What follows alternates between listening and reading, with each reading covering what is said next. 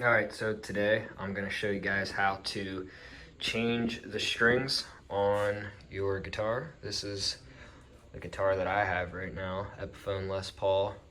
It's about 600 bucks from Guitar Center. It wasn't bad. A little dusty right now, but I mean, this is a pretty good guitar.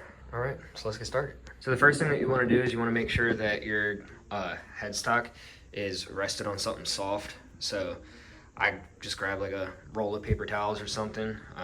That's what I would recommend the most, honestly. It seems to work well. So just to protect your headstock from banging into like the hard surface or anything. And as far as strings, I'm using these Ernie Ball Super Slinkies. It looks like 9 through 42. 9 to 42s. You can use whatever electric guitar strings that you want. I always go with Ernie Ball. They've always been pretty good for me. So. And by the way, guys, I'll have links in the description for all the products that I'm gonna use in today's video. So as far as tools that you'll need, this is really what I'm using right here. Generic string winder thing. It's a little chewed up by my dog, but it comes with this little like string cutter on the end right here, because you're gonna need that to cut your strings off. And then it's also got this little like thingy on the end of it. That's for whenever you're changing strings on an acoustic guitar, and it's got the little pegs on the bridge. This guitar doesn't have those, but on an acoustic guitar it'll have little pegs, and you can put it under and like kind of pry it up like that. This one is Planet Waves. So this is by Planet Waves. Again, I'll have a link in the description for this one. Can I flip this around? All right, so the first thing that I always do is you take a string winder, this side right here that you have, and you slam it onto that guy right there. So then what you want to do, you can kind of strum your string like that.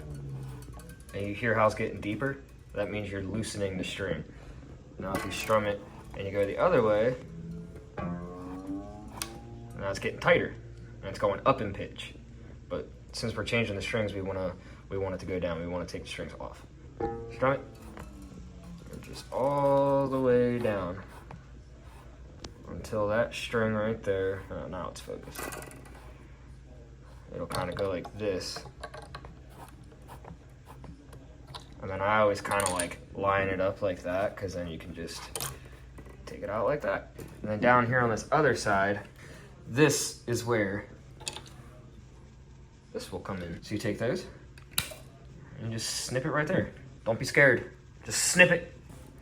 And then since I'm working one-handed, I'll show you what it's like at the end. You basically just kind of wind them up in a little circle, so that way they're neat, instead of having all these strings just all over the place like that. Then your cat goes down and tries taking it and all that. All right, yeah, so after I take each string off, I always like to just kind of like put it in a little circle like this. You just kind of loop it around itself or whatever, and then you can have your little pile.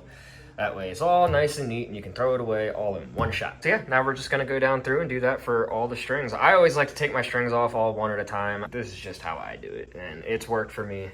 So we'll just keep going. Just like that, until it's in line, and then you pull it out. Take a string, boom, 2 of them. You go like that. Take it out, grab your cutters, boom. Oh no. I like doing this in a kind of first person point of view, because I know my brain and I need to see things very clearly, very step by step, and learn sometimes very slowly until I can do it myself a handful of times. And you can just do it without thinking about it. And by the way, I kind of forgot to mention, I know that my strings need changed, because if you look down right here, all that gunk right there, I changed these, I swear, I'm not lying to you, probably about 2 weeks ago. And the reason this gunk is here is because I was just looking at Justin Guitar on YouTube. He said about the fingernail tricks, which I never knew about before. So you literally just put your fingernail right here and you kind of run it along the side like that. And then at the end, I don't know if you can see all that gunk under my nail there, but that's from the string, and that's why all of this crap is sitting like that, because it's falling off of the string. So if your strings are doing that, or if they're rusty or anything like that, my fretboard is disgusting. If you have all that debris and they just feel rusty and crappy and not smooth and not fun to play at all, definitely time to change your strings. Yeah, if anybody knows why I have to change my strings like every week or two, or if that's normal or not normal or whatever, let me know in the comments below, because it's kind of frustrating having to change my strings all the time, but that's why I just don't sometimes. And then you'll notice the higher strings, you gotta spin way more, so it'll be a bit of an arm workout for you. That's what you gotta deal with sometimes. They do make electric string winders, which I have one and I love it. It's by Ernie Ball. It's just basically like a drill. I absolutely love it, but I think it's out of batteries or something right now. Maybe I'll leave a link down in the description for one of those electric hand winders too. It's definitely worth the investment. So I'm just using the old school method. All right, last string. Yeah, this is very difficult to do one hand.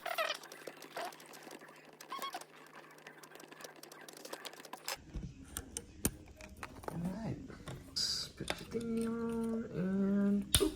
And then at the end, your bridge should look something like this if you do it like I do, because then you can just push them all out all at once. My favorite part, just like that. Cat's still going to take the strings. They're all over the place. All right, now that all of your strings are off of your guitar, this is a perfect time to give it a little wiping. Get rid of all this dust and crap. They make like polish and stuff for the body and all that, like with ingredients that aren't gonna like mess it up or anything. They also have like fretboard cleaner, polish. I'm actually out of that right now, so either way you're gonna need one of these cloths. Again, I'll leave a link in the description for this specific one. Mine's a little dirty. You can see I've had it for a long time. I should probably get a new one now at this point, but you can just wipe it down. That works fine too. You don't have to stress out too much about all of that. Some people will judge you, but hey man, people will judge you no matter what you do. You literally just give it a little dry wiping, just get all that dust off, and you know, to your liking, and then you can start throwing your new strings on. Definitely try to get strings back on your guitar as quick as possible once you take them off. You literally just open up your strings. This is how they come, and they're gonna be in order. So this is my low E string, so you're gonna take it out, and this is how it's gonna come. And you can see these strings are so much cleaner. So you can literally just take this little ball part right here, unravel it. So you take this side of your guitar string, this side right here, and then right there on the bridge there's those little holes. You see that? There's little holes right there. So obviously they are in order, of course. So you take this string and you, boom, put it through right there. But this, wrong. You don't want it to do that. You want it to go up like this. And you want to pull it because it's gonna sit in that little groove right there. That's where all your strings will be fitting, in those little grooves. You see that? That little groove? You want it to be in that groove right there. So you're gonna take this and you're just gonna pull it all the way. You're just gonna keep pulling, just keep pulling, keep pulling, keep pulling. And then you see how the ball right there, it's gonna go up and it's gonna sit inside right there. Now this part is tricky. So you take this end and then you put it right through there, just like that. You pull all your tension out, and then you wanna make sure, just like how this is sitting in that little groove right there, you want to make sure that it's sitting in the little groove right here on the nut. This is the nut of your guitar. It's gonna go like that. Now this is the difficult part, okay? Because you're gonna want to kind of hold it like this. I don't really know how to explain it. Basically what you want to do is you want to make sure that when you're tightening the string, there's no tension. So I kind of put my finger down like that, and I take my back fingers, so I'm kind of like this, and I lift up on them, because that will get rid of all the tension. And now as you lift up on them, you're gonna tighten that string. While you're lifting up on this and you have your finger down like that to keep the tension on. So you wanna keep it like this, lift up, and then boom. So it's gonna be like that. So I'll show you again at the end. So for this side of the headstock, if your headstock is like mine, where you have pegs on this side and pegs on that side, this you're gonna wanna turn counterclockwise because you want to keep all these strings right here. Basically at the end, all your strings are going to be on the inside. I used to wrap my strings. I used to have them going all different kinds of directions. I didn't know there was like a proper direction that you're supposed to turn them. Again, it'll work fine, but if you want to do it the right way, hopefully I can help you from making that error. You want all your strings to be fed in through the center. So, and again, for each one, you're gonna do that trick where you put your finger down and then you use these fingers right here to kind of lift up on it and keep that tension on there while you're spinning it. So just take your time with this part. It can be frustrating, and if your hands are sweaty, which it seems like mine are kind of constantly sweaty, keeping that tension on there can kind of be a little difficult.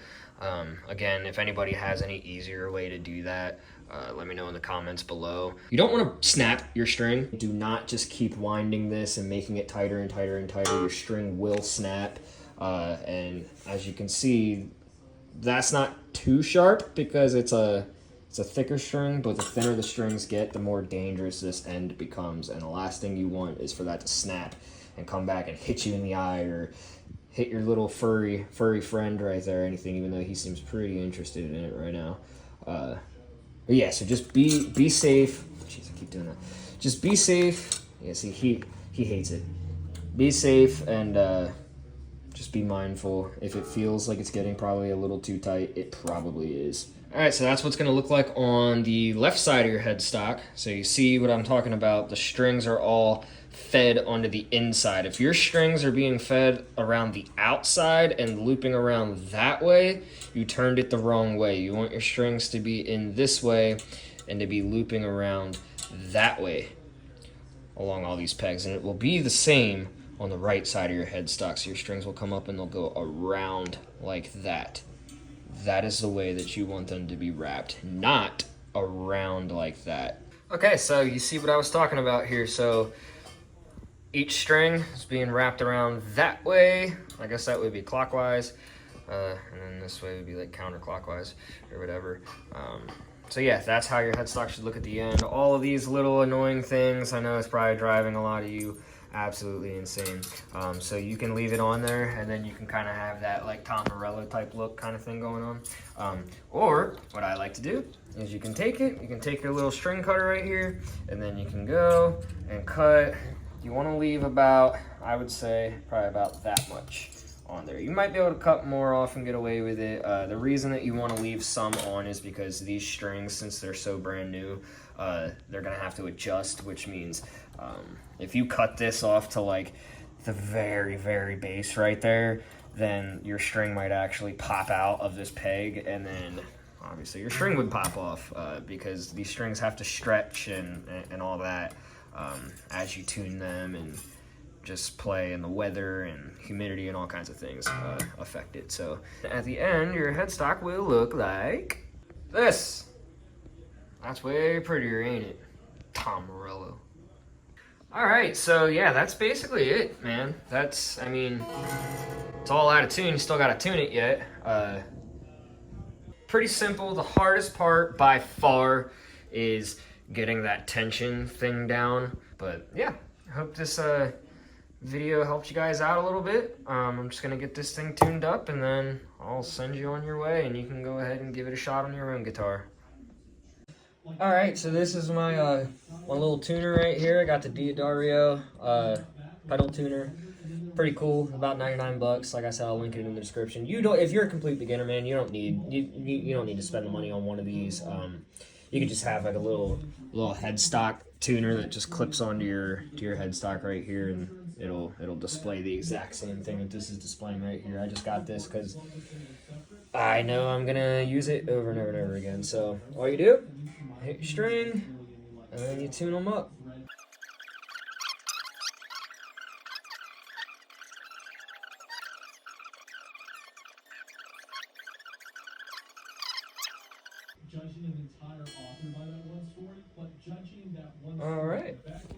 All right, now you're all ready to go. Got your guitar ready to play, got it tuned up. Hopefully you didn't break a string in the process, because that sucks, especially if you don't have another pack ready to go. It's bound to happen at some point, but we all deal with it, so It's happened to all of us at one point or another. So, all right. Happy jamming.